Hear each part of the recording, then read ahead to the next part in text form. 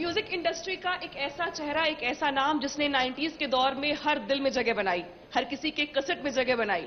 लेकिन ऐसा क्या हुआ जो धीरे धीरे खुद को अपने आप को सिकोड़ लिया या लोगों से संबंध खराब होते चले गए? बहुत सारी बातें और बहुत सारे विवाद सामने आते हैं अभिजीत जी को लेकर के। लेकिन सर, शुरुआत में आपके करियर को लेकर ही करूंगी, क्योंकि लाखों फैंस, करोड़ों फैंस आपके, उसमें से बहुत सारे फैंस तो सामने बैठे भी होंगे, वो ये जानना चाहते हैं कि अब क्यों नहीं सुनने मिलते अभिजीत जी फिल्मों में।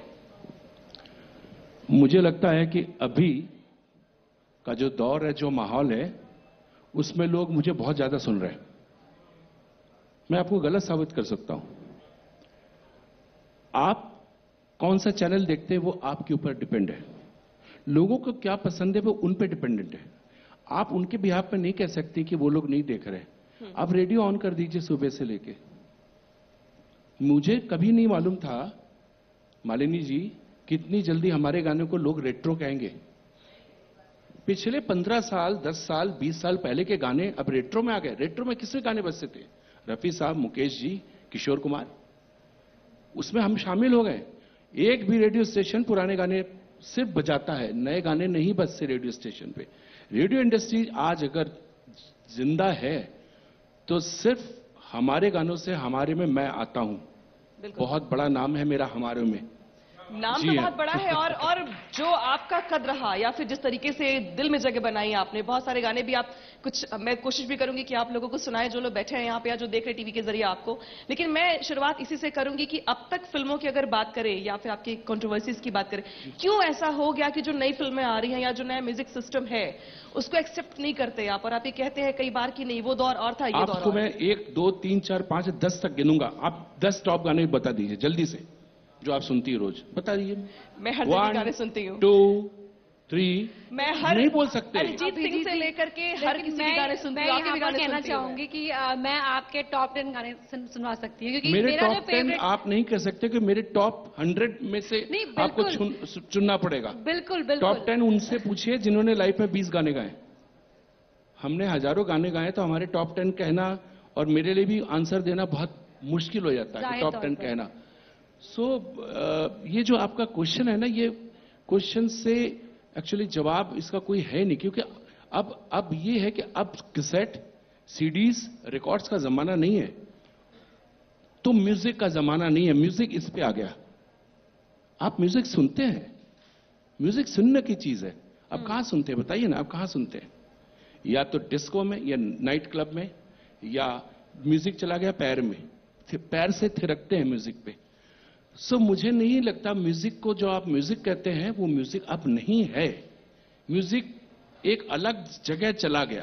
लेकिन ये तो आप मानते होंगे ना कि जो आपके फैंस हैं, हाँ, यहाँ भी बहुत से लोग होंगे जो आपके किसी ना किसी एक गाने के तो बहुत कद्रदान होंगे, तो वो आपको सुनना चाहते हैं, वो चाहते हैं कि आप गाते रहे, क्योंकि देखिए आपकी आवाज कोई पहचान की मोहताज नहीं है, आपका अंदाज सबसे अलग रहा है। तो सवाल ये भी उठते हैं कि जो इतनी मेलोडी है वो टेम्परामेंट में क्यों नहीं दिखती? अंदाज मेरा सबसे जुदा, आपने बोला ना मेरा अंदाज अलग है। मैं बादशाहों का बादशाह, सपने सजाना, हंसना हंसाना, बस यही मेरा कसूर। वादों से अपने मुकरता नहीं, मरने से मैं कभी डरता नहीं। डरता हूं। आप बादशाह रहे हैं जी, बेशक बादशाह रहे हैं, लेकिन सवाल उठते हैं कि भाई क्यों आपको ऐसा लगता है कि जो अब ये रियलिटी शोज जिस तरीके से हो रहे हैं, मैं आपका इंटरव्यू देख रही थी बहुत समय पहले, उसमें आपने रियलिटी शोज में जो टैलेंट आ रहे हैं उसको लेके सवाल खड़े किए थे कि भाई वो दौर और था, स्टूडियोज कुछ और हुआ करते थे, गानों की रिकॉर्डिंग का तरीका कुछ और हुआ करता था, आज बिल्कुल बदल गया है। ये बदलाव क्यों महसूस करते हैं? इस मंच पे आपकी उम्र पूछना नहीं चाहूंगा, लेकिन रियलिटी शोज तब से हो रहे हैं शायद जब आप नई पैदा हुई थी। 94 में एक अंताक्षरी आता था। उस अंताक्षरी में मैं सोनू निगम से अंताक्षरी हार गया था, वो जीत गया था। वहां 94 से शुरू हुआ रियलिटी शो सारेगामा। 94 और आज देख लीजिए कितने साल हो गए, हिसाब कीजिए कितने साल हो गए। 2021 26 साल, 27 साल। एक रियलिटी शो होता था, अभी हर लोकल चैनल, हर रीजनल चैनल, हर जगह रियलिटी शोज होते हैं। सिंगर गिन लीजिए कितने हो गए, लाखों में। सो रियलिटी शो को अगर आप फिल्मों के साथ जोड़ेंगे तो मत जोड़िए, क्योंकि अगर आप लखनऊ में कोई बहुत अच्छा ड्रामा कर रहा है या बाराबंकी में बहुत अच्छा प्ले कर रहा है तो उसका फिल्मों के साथ नहीं जोड़ सकते। तो चूंकि रियलिटी शो टीवी में आ गया है, आप उसको बॉलीवुड या फिल्मों के साथ मत जोड़िए। रियलिटी शो में जो लोग हीरो बन जाते हैं उनको अपने गांव में, अपने शहर में वापस आ जाना चाहिए। लोग उनको सर पे उठा के रखेंगे। एक कंटेस्टेंट था जिसकी डेथ हो गई थी, इशमीत, वॉइस ऑफ इंडिया में सरदार जी थे। उसको मैंने बहुत चाहा था कि वो जीत जाए। बाद में उसके एक स्विमिंग पूल में उसकी डेथ हो गई। तो उसको मैंने बोला था कि तू अभी, पंजाब में लोग तुम्हारे लिए तरस रहे हैं, पूरे पंजाब ने तेरे लिए वोट किया है, तेरे को जिताया है, तू अब बॉम्बे में आके, मुंबई में आके बैठ के बोल रहा कि अभी यहां पे कुछ देखेंगे, यहां पे कुछ नहीं हो रहा तेरा। तो पंजाब में जा, लोग ढूंढ रहे हैं तेरे को, सर पे रखेंगे। गया नहीं, क्योंकि वो आपका जो मुकाम, जो आप जिस हासिल करना चाहते हो आपने हासिल कर लिया। आप अगर क्रिकेट खेल रहे हैं तो इंडिया में उसकी वैल्यू है, आप अमेरिका में चले जाएंगे तो क्रिकेट की कोई वैल्यू नहीं है। लेकिन तो अभिजीत तुम्हारी जी, वैल्यू जो थी पंजाब में उसको मत खत्म कर। मैं सॉरी आपको इंटरप्ट कर रही हूँ, लेकिन जब मैंने अपनी फैमिली में बताया कि मुझे मौका मिल रहा है आपके साथ ये शो होस्ट करने का और आपसे सवाल पूछने का, तो मेरे यहाँ सबकी अलग अलग फरमाइशें थी, लेकिन मैं उनकी फरमाइशें नहीं बात करूंगी, मैं बात करूंगी अपनी फरमाइश की। मतलब मैं आपसे शेयर करना चाहूंगी कि एक जो गाना है मुझे बहुत, मेरे दिल को बहुत अजीज है, वो है रोशनी से भरे भरे। बाकी सब लोग बातें करते हैं ओले ओले, टन टनाटन, लेकिन रोशनी से भरे भरे जो आपने गाया है ना, बस लिख दिया आपने। अच्छा, आप लोग बिलीव कर सकते हैं कि दोनों गाना एक ही सिंगर ने गाया। एक आपने बोला टन टनाटन टन टन टारा, जी सुपर हिट है। बिल्कुल जुड़वा। खड़ी खड़ी क्या सोच रही है, चल हो जाए 9 2 11, टन टना टन टन टन टारा,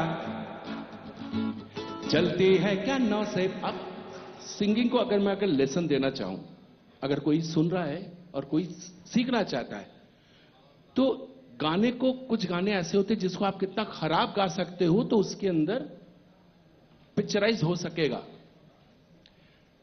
म्यूजिक डायरेक्टर गा रहा है, टन, अनु मलिक, टन टना टन टन टन टारा, चलती है क्या 9 से पारा, वो ऐसे गा रहे, तो सलमान खान पे सूट नहीं कर सकता। अब मुझे चूंकि एक टपोरी के लिए गाना है, तो मुझे अब याद देखना पड़ रहा है कि मैं टपोरी पना कैसे कर सकता हूं। अगर मैं ना करूं तो सलमान भी नहीं कर सकता। खड़ी खड़ी क्या सोच रही है, अब ये हो गया। रोशनी से भरे भरे, आपकी फरमाइश है। Thank you sir. भरे भरे नैना तेरे, छू के बोले न छू ना मुझे, छू के बोले न छू ना मुझे, रोशनी से भरे भरे, भरे भरे है नैना तेरी। बहुत खूब। अभिजीत जी। अब इसके पीछे एक ट्रेजेडी था। हाँ ठीक। इस गाने के पीछे एक ट्रेजेडी है कि ये मेरा फेवरेट गाना था, क्योंकि वैसे गाने भी शायद उस समय नहीं बन रहे थे। यही था मेरा अगला सवाल भी यही था जी, कि आपका फेवरेट गाना कौन सा है, आपका गाया हुआ। हाँ, अब कुछ ऐसे गाने होते हैं जो इतने पॉपुलर नहीं है, ये इतना पॉपुलर नहीं है, लेकिन जो म्यूजिक और मेरे रियल फैन है वो इस गाने को सबसे पहले कहेंगे कि ये वाला गाना। तो आप उस रियल फैन में से हो, इनको फैन नहीं कहते, आप लोगों को म्यूजिक की बहुत अच्छी जानकारी है, ये कहना चाहूंगा, इट्स अ कॉम्प्लीमेंट। सो शाहरुख खान साहब का अगर मैं कहूं कि उनका म्यूजिकल सेंस जो है ना फिल्मों में, वो अजीब सा है। He never wanted this song. मुझे लगता है कि सबसे ज्यादा गाने आपने गाए हैं उनके लिए, जहां तक मुझे लगता है। ये उनकी होम प्रोडक्शन जी। और ये फिल्म में he was very unhappy with the song. बोलते नहीं ये गाना समझ में नहीं आ रहा, ये वो सेम थिंग ही डिड। और इस गाने को कभी मैंने, आप बिलीव कीजिए, मैं फिल्में बहुत कम ना ही देखता हूं, कह लीजिए ना के बराबर देखता ही नहीं हूं। ये गाना अभी तक मैंने नहीं देखा है, शायद कभी टीवी में देख लिया, पानी के अंदर कुछ ऐसे ऐसे हो रहा है, तो मैंने तो कभी टीवी में इस गाने को शाहरुख खान ने प्रमोट ही नहीं किया। तब सिर्फ गाने को प्रमोट करते करके कुछ चैनल गिने गिने चैनल जो भी थे, अभी तो 3,363.67 चैनल्स हैं, और इसमें से ये गाने तब 3-4 गिने गिने टीवी होते थे, उसमें भी कभी इस गाने को प्रमोट नहीं किया गया। मैं बहुत दुखी था। सेम एक और अच्छा गाना जो शाहरुख को नहीं पसंद था। कौन सा सर? और क्या, और क्या, और क्या, तुम आए तो हवाओं में एक नशा है, तुम आए। इस गाने में हमने इतना मेहनत किया, मैंने, जतिन ललित, अजीज मिर्जा, और फाइनली रिकॉर्डिंग के बाद हम कहीं पे मिले होटल ताज में, वहां पे वो भी निकल रहे थे, हमने कहा तो बोले अभिजीत यार वो गाना, मैंने कहा मैं बड़ा एक्साइटेड होकर पूछा यार वो गाने का क्या हो रहा है, उस गाने को पिक्चराइज हो गया? बोला नहीं यार we are in double mind कि रखे ना या ना रखे। मैंने उसको एक ही बात कही थी, तेरे इस फिल्म में फिर भी दिल है हिंदुस्तानी में, वो उसका वो गाना था ना, उदित ने गाया था, फिर भी दिल है हिंदुस्तानी, वो मैंने नहीं गाया था। तो मैंने कहा फिल्म आएगी, कितनी चले ना चले सब हो जाएगा, लेकिन ये गाना अमर रहेगा, यही गाना देख लेना।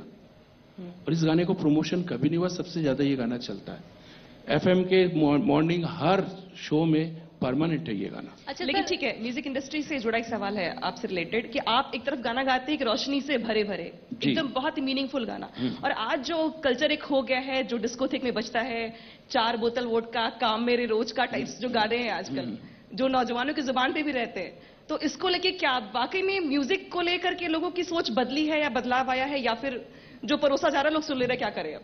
ये उनकी मजबूरी है सुनना, क्योंकि आप उन पे थोप रहे हो। अभी आपको मैं बताता हूं, आजकल के कहना नहीं चाहिए, रेस्पेक्ट करता हूं हर मां को रेस्पेक्ट करता हूं।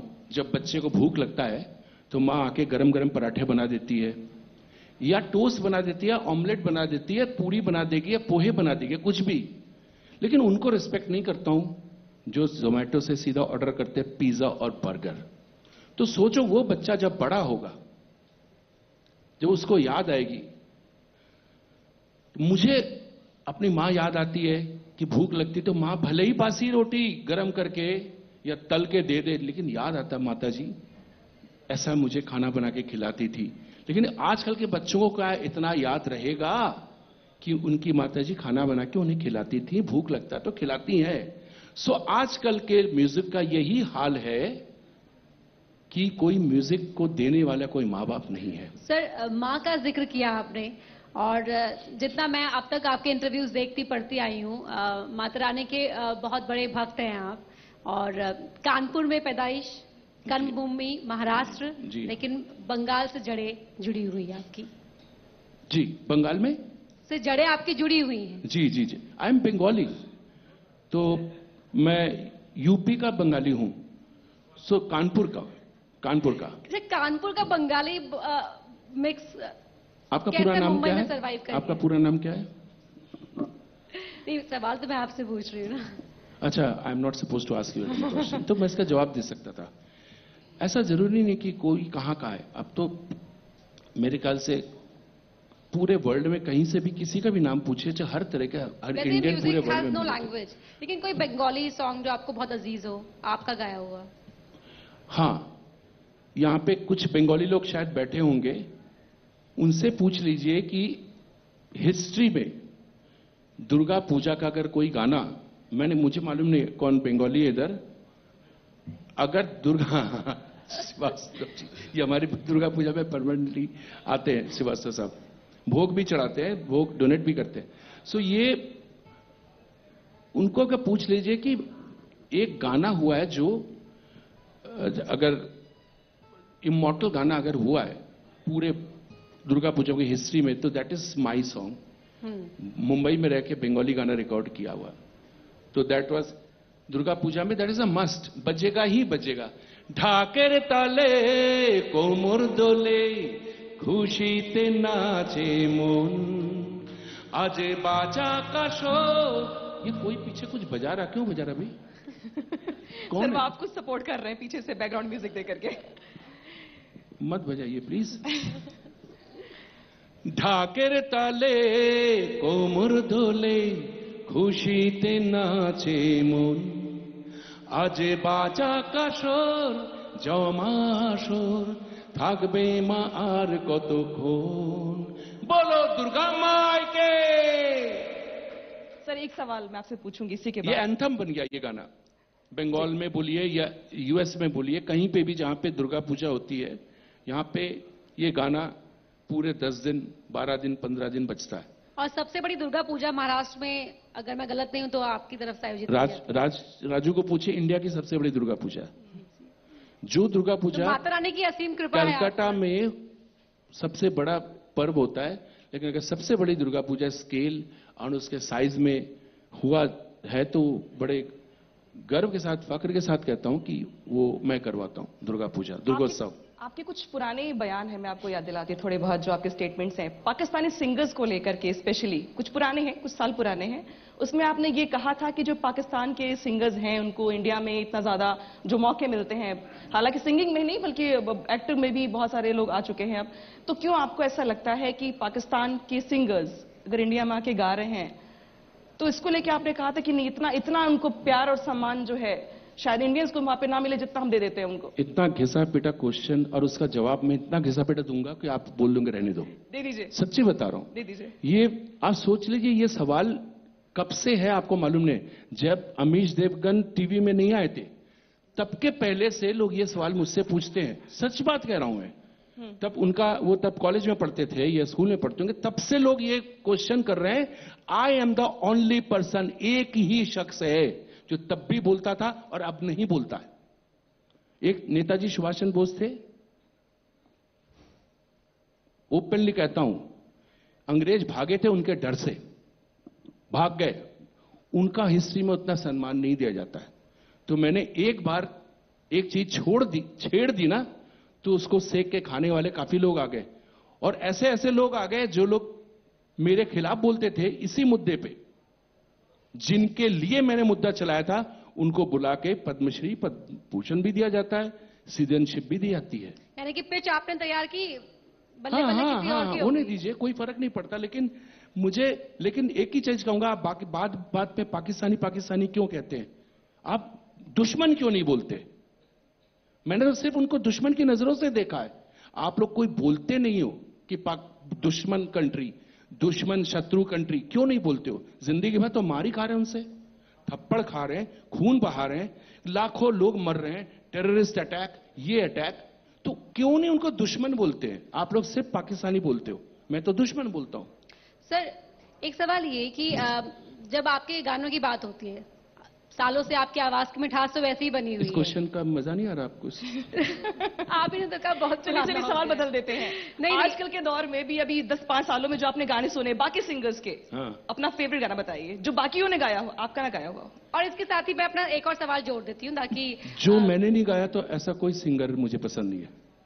वाह नहीं, एक आपका ऐसा गाना है जो 20 साल पहले भी हिट हुआ था और अभी हाल में जब वापस उसे नए तरीके से पेश किया गया तो वापस नहीं, वो नए उठा तरीके गया। से पेश किया गया, लेकिन आवाज मेरी ही थी। हाँ हाँ बिल्कुल आपकी आवाज, गोरिया, अभी वो नंबर 1 चार्ट में चल रहा है। बिल्कुल। कौन सा गाना गा रहा हूँ? हुस्न है सुहाना। देखा? आप बाद में गोरिया चुराना मेरा जिया, गोरिया चुराना मेरा जिया, हुस्न है सुहाना, फीमेल वॉइस है। ना आके दीवाने मुझे सीने से लगा, ना ना ना गोरिया चुराना मेरा जिया, गोरिया चुराना मेरा जिया। चुरा ही लिया आपने सभी का जिया। आपने माहौल ऐसा बना दिया, ताली बजनी शुरू हो गई थी, फिर बंद कर दिया आपने। नहीं तो ताली कभी कभी बंद करने के लिए भी हो जाते लोग वो जोर से बजाते। कोई ऐसा गाना जिससे ताली रुके ही नहीं? क्यों गाऊं? क्योंकि फरमाइश है सामने से। कैसा? जल्दी में, नहीं तो मैं तो हूं। मालिनी जी कह चलिए रही है, इतना खूबसूरत बेस सामने, ऐसा कैसे आप रजिस्ट कर सकते हैं? मालिनी साथ में गाएंगी, मैं कोई ऐसा गीत? अच्छा अच्छा अच्छा अच्छा। मैं कोई ऐसा गीत गाऊं कि आरज़ू जगाऊं अगर तुम कहो, तुमको बुलाऊं ये पल के बिछाऊं कदम तुम जहां जहां रखो, जमी को आसमां बनाऊं सितारों से सजाऊं अगर तुम कहो। मैं कोई ऐसा गीत गाऊं कि आरज़ू जगाऊं अगर तुम कहो। वाह। अच्छा, आजकल के जो सिंगिंग टैलेंट्स हैं नए नए, जो जिनको देखते होंगे, सुनते होंगे आप भी टीवी पर या गाने सुनते होंगे, आपको लगता है कि कोई ऐसा भी सिंगर है जो आपके जितना या आपके जैसा या आपके पैरेलल या फिर आपसे कम अच्छा गाता हो? आपसे कम जो बोला वो अच्छा लगा मुझे। वो अच्छा लगा। उसको ऐसे ले लीजिए आप। अगर मेरे से अच्छा गाएगा तो मैं सुनूंगा ही नहीं।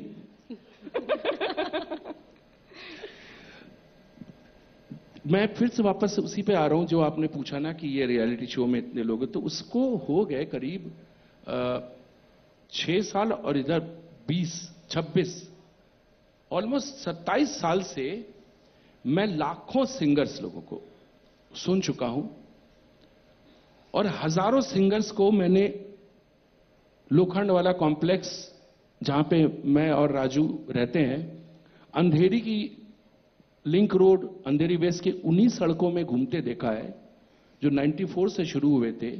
पहले 5 लोग थे, फिर 500 हुए, फिर 5000 हुए, आज भी हजारों 11 से 12 हजार लोग, जो लोग जवान थे सब सफेद दाढ़ी में घूम रहे हैं, उनके पास कुछ नहीं है। दुख की बात क्या है मालूम है आपको? रियलिटी शो में गाना सिलेक्शन बहुत मुश्किल है, बहुत मुश्किल है। और रियलिटी शो से जब बाहर निकलते हैं उनको कोई काम नहीं मिलता है। जितने जजेस लोग बैठे हैं बेसुरे गंदे गाते हैं, सब लोग खुद गाते हैं और उनको बोलते हैं, कोई नाक से गाता है, कोई गाना सिखा रहा है, उनका गलती पकड़ता है कि तुमने क्या गाया, तुमको ऐसा गाना चाहिए, लेकिन उनकी हिम्मत नहीं कि माइक पकड़ के गा के बता दे कि तुमको ऐसा गाना चाहिए। कभी कोई कोरियोग्राफर बन जाती है, बन जाता है जज, तो कभी कोई लिरिसिस्ट जज बन जाते हैं म्यूजिक के, तो उनको रिकॉर्डिंग रूम के लिए ठीक है उनका काम, लेकिन रियलिटी शो में तो अब क्या करेंगे आप? तो इनका भविष्य जो ऐसे लोगों के हाथ में जो बोलते कि कभी, अब देख लीजिए किस तरह से किसी की मजबूरी, किसी के घर की ट्रेजेडी को आप इतना क्लोज जूम करके दिखाते हो। आप देख लीजिए जैसे ही एक मां रोने लगेगी सीधा जूम हो जाएगा, वो चाहते मां और रोए। अभी कहना नहीं चाहूंगा राजू भाई, संतोष आनंद जी की इतनी बेइज्जती हुई, आपने देखा होगा कि वो बंदा जिसको 50 लाख दो, 5 करोड़ दो, तो कोई कह नहीं सकता कि तुम मेरा गाना लिख दो, वो फेंक देगा मुंह के ऊपर। और उसको टीवी में बताया गया कि ही इज अ बेगर। लिखा गया है कि उनके पास पैसे नहीं है, उन्होंने तो एक बार भी नहीं बोला। उनको बता रहे कि उनके पास घर नहीं है, वो कहीं पे रह रहे हो, फुटपाथ पे रह रहे हो। अरे जी, क्यों तुम बता रहे हो? और फिर कोई बोलता कि मैं 5 लाख रुपए डोनेट। इतनी हिम्मत, इतने बड़े आर्टिस्ट, एक प्यार का न, उसकी मजबूरी, उसका हाथ हिल रहा, उसको आप इतना जूम करके दिखा रहे हो। मैंने बेइज्जत, इससे बड़ा बेइज्जती एक बड़े कलाकार की मैंने आज तक लाइफ में नहीं देखा। बेइज्जती करनी होती ना सिर्फ संतोष आनंद क्यों है, इतने बड़े बड़े सिंगर्स लोग चले गए जिन पे घर का किराया नहीं था, ट्रीटमेंट को पैसे नहीं थे, आप बेइज्जत कर सबको कैसे करेंगे आप? तो आप ये कर रहे हो, आपने किया क्या? वेरी सैड, मुझे बहुत गुस्सा है। और इसके खिलाफ कुछ एक्शन होना चाहिए कि this is not a reality show कि किसी को तुम नंगा कर रहे हो, किसी की मजबूरी का तुम मजाक उड़ा रहे हो, किसी को बोल रहे हो कि तुम भिखारी हो गए हो। सर, सैडनेस की यहाँ पर बात की आपने और वाकई ये बहुत ही सैड इंसिडेंट था, लेकिन मैं एक इंसिडेंट शेयर करना चाहूंगी आपसे। 14-15 साल का मेरा भांजा है और यकीन मानिए वो एक गाना सुन रहा था बड़े दुखी मूड में। 14-15 साल का इनका भांजा होगा? तो भांजा आपसे बड़ा है? तो ये बात रिश्ते में? अच्छा। रिश्ते में। उसने मुझसे पूछा कि आपने ये गाना सुना है? मैंने कहा कौन सा गाना सुन रहे हो? मुझे लगा सुन रहा होगा जस्टिन बीबर टाइप, बिलीवर है ना सर, लेकिन वो सुन रहा था कभी यादों में आऊं कभी जी, ख्वाबों में आऊं। जी। आप सोच सकते हैं आपकी फैन फॉलोइंग कहां तक है, मतलब नो एज बार। तो मैं तो तभी से कह रहा हूं, आप बिलीव ही नहीं कर रहे हो। नहीं, मैं तो विश्वास सर ये सॉन्ग एक बार प्लीज, क्योंकि ये गाना मुझे भी बहुत पसंद है। ये गाना मैंने बनाया, गाना मैंने ट्यून किया, कंसेप्ट मेरा था। इस गाने में मैंने जिसको इंट्रोड्यूस किया था एल्बम में, the heroine, she becomes T series owner, Divya Kumar. She was Divya Khosla. और सबसे बड़ी बात, कंपनी ने रिजेक्ट कर दिया था। मैंने कहा नहीं, मैं इनको ही मॉडल लूंगा, और गाना बना ही वैसे हिसाब से, इंडियन फेस इंडियन वो। सो अब देखिए, जिसको रिजेक्ट किया गया वही मालकिन, मतलब कहां से कहां किस्मत किसको कहां से कहां ले सर, लेकिन आपका गाना भी तो कहां से कहां पहुंचा है, मतलब हर तरफ ही पहुंचा है। जी जी, अभी भी है। मैं वो खुशबू नहीं जो हवा में खो जाऊं, ओ,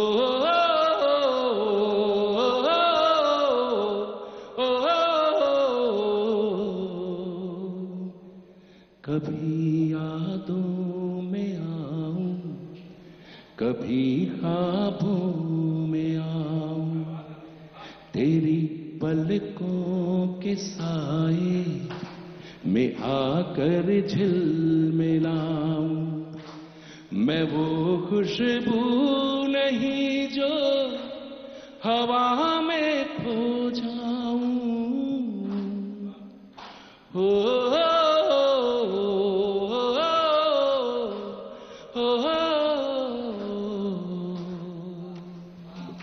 बहुत खूब।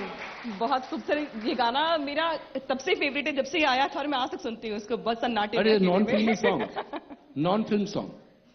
शायद इसीलिए ये वो जहन में भी है, वो जुबान पे भी है लोगों के, और आज जी। तक है। और रेडियो में जब भी आप स्टार्ट करेंगे ये गाना जरूर समझ में आपके आएगा कि ये गाना सुबह भी बज रहा था, शाम को बज रहा है। दोपहर को भी बजता है।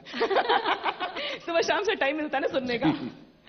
इसके अलावा एक आखिरी सवाल मेरा, ये मेरी तरफ आखिरी से। सवाल कितने होते हैं नहीं, आपके? नहीं, लास्ट सर आप सामने हैं तो कहाँ सीमा कहाँ होती है, लेकिन सवाल मेरा ये है, सीमा जहां भी होगी आप मुझे पता भी कहने वाले हैं। लेकिन सवाल किशोर कुमार के बारे में सुन रही थी, किशोर दा, उनके बारे में तो क्या ही कहना, लेकिन आपने कहा था एक इंटरव्यू में कि मुझे फैन मत कहिए, मैं उनका भक्त हूं, मैं उनकी पूजा करता हूं। जी। किशोर दा का ऐसा कौन सा गाना है जो आपको बहुत और अजीज है, जिसे ये आप बहुत गलत क्वेश्चन है। ऐसा कौन सा गाना किशोर दा का? ये मतलब- ऐसा नहीं हो, मतलब मैं कैसे कह दूं, ऐसे ऐसे गाने जो शायद आपने सुने नहीं किशोर दा के, जो हमने सुने। हर एक का अपना अपना एक सुनने का तरीका होता, अपनी अपनी पसंद होती है। जी। लेकिन जिस गाने को मैं किशोर दा के पहले भी गलत गाया करता था, और जिस गाने की वजह से मेरी वाइफ ने मुझसे प्यार करना शुरू कर दिया, क्यों गाया था पता नहीं, और मेरी शादी भी हो गई, तब भी इस गाने को मैंने गलत गाया था। बाद में मैंने करेक्ट कर लिया। बहुत अच्छा गाना। जीवन से भरी, अब देख लीजिए, मजबूरी देखिए कि एक राइटर, जीवन से भरी तेरी आंखें मजबूर करे जीने के लिए, सागर भी तरसते रहते तेरे रूप का रस पीने के लिए। वही राइटर जिसने लिखा तुम दिन को अगर रात कहो रात कहेंगे, जो तुमको हो पसंद वही बात कहेंगे। इस राइटर को देखिए, इंदिवर साहब, इन्होंने उर्दू के खिलाफ हिंदी में ऐसी राइटिंग की कि लोग उर्दू भूल गए। अब यही मजबूरी में क्या गाना लिख रहे हैं, टाकी ओ टाकी तू टाकी टाकी दे, आइसक्रीम खाओगी झोपड़ी में चारपाई। देख लीजिए कहां से कहां होता है। तो मैं इस गाने की राइटिंग, सिंगिंग और म्यूजिक की दाद देता हूं। और उस समय अगर ऐसा लगता था कि ये गाना किशोर कुमार से गवाए, क्या सोच के गवाए, मतलब जनरली इस तरह के गाने रफी साहब, मन्ना डे के लिए लोग सोचते थे। मजबूर करे जीने के लिए सागर भी तरसते रहते हैं, तेरे रूप का रस पीने के लिए जीवन से भरी तेरी आँखें। ये सर बहुत ही खूबसूरत गाना है, लेकिन इसके बाद मैं चाहती हूँ, चूंकि समय की कमी अब खत्म ही करना है, लेकिन एक ऐसा गाना जो आप जाते जाते जहन में छोड़ जाए लोगों के। ओले जाते ओले। और ऐसा हो पावर पैक परफॉर्मेंस टाइप। किसके जाते जाते? मैं तो नहीं जा रहा हूं। इतना अच्छा, मैंने सोचा शायद योगी जी जाएंगे तो सब चले जाएंगे, कोई रहेगा नहीं, और सब लोग बैठे हैं तो क्यों जाते जाते कर अरे रहे सर, हैं? आप अपनी पावर अंडर एस्टिमेट कर रहे हैं। जाते जाते, हाँ देखिए फरमाइश आ गई।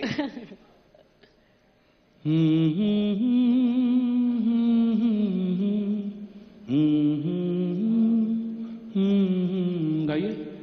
तुम की धड़कन में रहते हो। अच्छा देखिए, इस गाने में अच्छी बात यह कि राजू भी सुर में गा रहा है।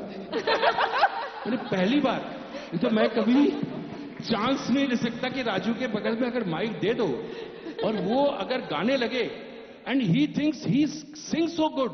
उनकी गलतफहमी है उनकी। अच्छा, उसकी हिम्मत देखिए, वो मुझे सुबह सुबह व्हाट्सएप पे अपने गाए हुए गाने भी भेजता है राजू की। और आज पहली बार भीड़ में राजू की आवाज इतनी अच्छी लगी मुझे, क्योंकि भीड़ में गा रहे थे। तुम दिल की धड़कन में रहते हो। मेरी इन सांसों से कहते हो, कहते हो, बाहों में आ जाओ, सपनों में खो जाओ। तुम दिल की धड़कन में रहते हो, रहते हो। हे हे हे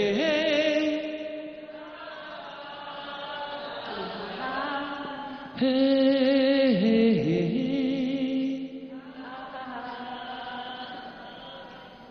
नहीं, आप लोग ऐसा गाओगे तो मैं नहीं गाऊंगा। सर ये बहुत ही प्यार भरा गाना था। अब की बार राजू की आवाज पूरी क्लियर सुनाई पड़ी। सर एक और सॉन्ग, और वो भी ऐसा कि जो थोड़ा तो मस्ती भरा हो। सबको अपनी जो थोड़ा अंजलि याद आ हैप्पी गई। पे शाम सबको अपनी थोड़ी सी अंजलि और याद आ खूबसूरत। राजू से गवा दो एक गाना। अगर वो चाहे तो कंपनी दे सकते हैं मुझे। नहीं। बहुत बहुत बहुत शुक्रिया सर, Thank you. बहुत बहुत Thank you, sir. शुक्रिया Thank you. अपना कीमती समय देने के लिए। सबकी जोरदार दिल की तालियां हो धड़कन जाए। में रहते हैं। मैं आपसे अनुरोध करूंगा सर कि आप थोड़ी देर मंच पर ही रुकें, और सर को स्मृति चिन्ह भेंट करने के लिए मैं न्यूज 18 हिंदी क्लस्टर के सीईओ मयंक जैन जी को मंच पर आमंत्रित करूंगा। मयंक जी, एक बार जोरदार तालियां हो जाएं।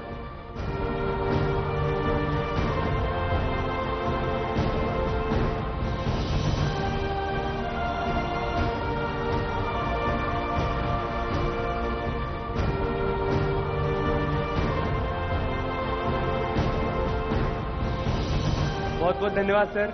अभिजीत दादा, हमारा इतना सही ख्वाब है कि आप ऐसे ही गाते रहें और हम सबको अपने गानों के माध्यम से ऐसे ही जोड़े रखें।